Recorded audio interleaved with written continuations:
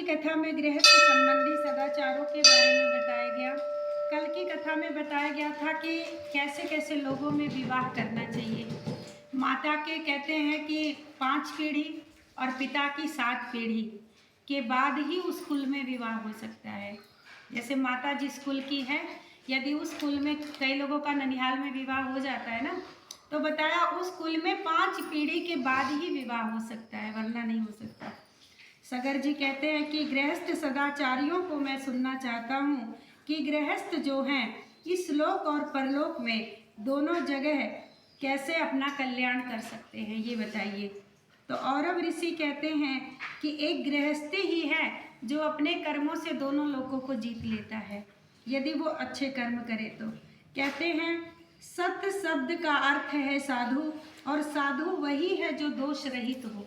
साधु कोई बाना बना के साधु नहीं बनता है। साधु कौन है? जिसके अंदर से दोष दूर हो जाएं। गृहस्थी भी साधु बनकर जीवन जी सकता है। कैसा जीवन?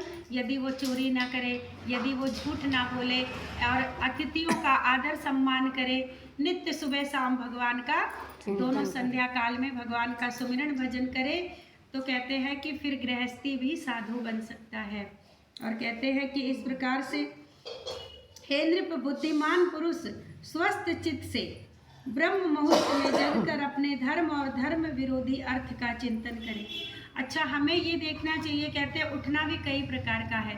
एक तो है आलस में उठना कि बस जाना है मंदिर, और एक है बताया कि स्वस्थ चित्त से। सबसे पहले आँख खुलते ही एक चीज़ बोलो कि मैं परमात्मा की संतान हूँ और मैं स्वस्थ हूँ। बोलते रहिए। आप जितने भी बड़े रोगी होंगे ना, धीरे धीरे रोग आपका अपने आप दूर होता जाएगा। ये बोलने का ऐसा प्रभाव है।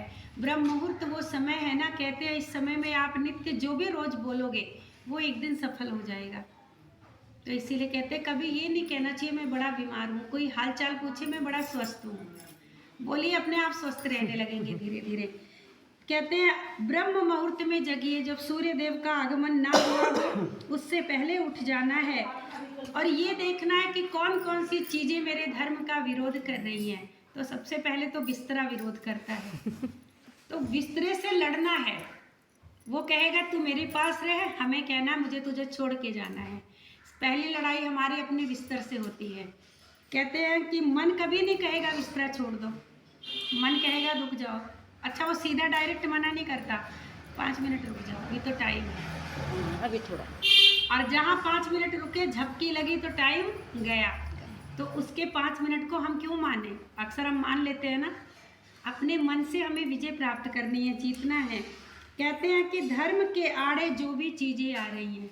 अच्छा, कई लोग हैं कि जल्दी उठ जाते हैं, पर गृहस्थी में ऐसी कोई बातें हैं कि लोग नहीं आ पाते हैं। कहते हैं फिर भी अपनी ताकत के अनुसार उन चीज़ों से भी लड़ने की कोशिश करो। जैसे मान लो आपको खाना जल्दी बनाना है, आधा घंटा और जल्दी उठो और खाने को बना करके, पर इसको मत छोड़ो। बोलो सब छूट जाएगा, हरि नाम नहीं छूटेगा, हरि कथा नहीं छूटनी चाहिए। जैसे कि कहते हैं ना, कितनी भी व्यस्तता हो सांस तो लोगे ना आप। तो ये सांस है हमारी। भक्ति क्या है? हमारी सांस है, हमें जीवन जीना सिखाती है। और कहते हैं ऐसी चीज़ों का कभी चिंतन मत कीजिए। कौन सी चीज़ों का?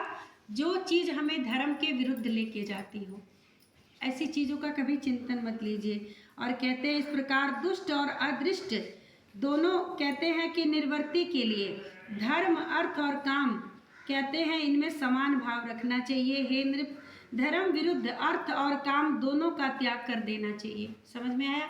कहते हैं जो धर्म का पैसा नहीं है, यदि आप अधर्म से कमा रहे हो तो उस कमाई को छोड़ दो। धर्म से कोई रिक्शा चला लो, भगवान प्रसन्न हो जाएंगे। अगर अधर्म की कुर्सी मिली हुई है तो छोड़ दो उस कुर्सी को, वो कुर्सी बेकार है। और धर्म का रिक्शा चला लो, वो बड़ा आनंददायी है। क्यों? क्योंकि कहते हैं कि धर्म का जो पैसा होता है वो अखंड होता है। वो आपके पास से खत्म हो सकता है, पर ईश्वर की दृष्टि में वो पैसा कभी नहीं खत्म होगा।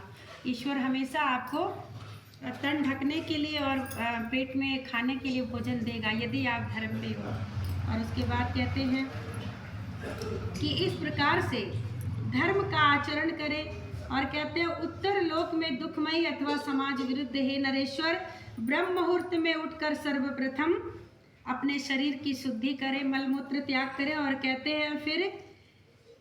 हैं कि आगे चल कर के निवास स्थान से दूर जाकर, ये पहले की बातें हैं जब घर में लैट्रिन बाथरूम नहीं हुआ करता था, तो अपने जहाँ रहते वहाँ से कुछ दूर जाकर, ये नहीं कि घर के बाहर ही निकल करके कुछ दूर जाकर के, हाँ बड़े उससे समझाया हुआ है, जा कर के मल मूत्र का त्याग करें, पैर को धोना चाहिए और झूठा कहते हैं जल अपने घर के आंगन में कभी नहीं डालना चाहिए। जो कि जैसे हम बर्तन जो धुलते हैं ना, तो अभी तो क्या बना हुआ है, रसोई में ही सिंक बनी हुई है, तो उसी में जूठा सारा जा रहा है।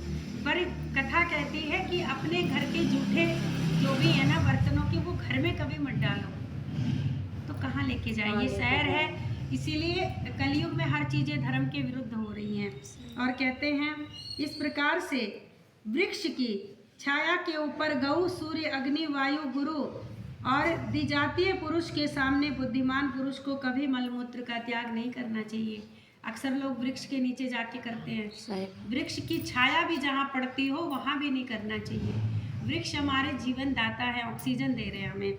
अच्छा, दूसरा और किसके बोले, गौ के सामने भी नहीं करना चाहिए, गौ हमारी माता है। और बताया सूर्य, अग्नि, अगर सूर्य इस दिशा में है तो मुख इस दिशा में करके, सूर्य की दिशा की तरफ मुख करके कभी मलमूत्र का त्याग नहीं करना चाहिए। ये सारी बातें बताए। और कहते हैं इस प्रकार से, हे राजन, कोई विशेष आपत्ति ना हो तो पुरुष को चाहिए कि दिन के समय उत्तर मुख और रात्रि के समय दक्षिण मुख होकर के मलमूत्र का त्याग करे। पर अब फिर वही बात, शहर में जिस तरफ टॉयलेट होगा उसी तरफ करना होगा, मजबूरी है। और उसके बाद कहते हैं रात्रि के समय त्याग के समय पृथ्वी को तिनके से और सिर को वस्त्र से ढांप ले। अच्छा, मलमूत्र जब भी जैसे कहते हैं सिर को नंगा करके नहीं करना चाहिए, सिर नंगा करके कभी भी लैट्रिन बाथरूम में नहीं बैठना चाहिए, दोष बताया। कहते हैं कि पृथ्वी को तिनके से, पृथ्वी को मतलब तिनका मतलब कोई भी चीज़ उस समय गिरा दो, उससे क्या है कि हम पृथ्वी की आँख को बंद कर देते हैं। एक प्रकार से पृथ्वी भी तो हमारी माता है, धरती, तो एक तरह से बंद कर देते हैं। ये श्रद्धा और शर्म की बात है। और फिर कहते हैं और वस्त्र से ढक ले, उस स्थान पर अधिक समय तक ना रहे, और ऐसे समय में कुछ बोलना भी नहीं चाहिए।